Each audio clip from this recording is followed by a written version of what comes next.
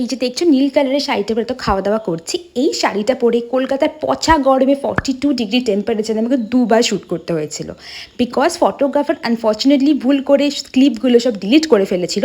তাই জন্য আমাকে প্রথমে উত্তরের কলকাতা, সেকেন্ড আর একটা লোকেশনে শ্যুট করতে হয়েছিল। তোমাদের সাথে শ্যুটের photo and final clip share করলাম, পুরোটা দেখো কিন্তু। Thank you for watching.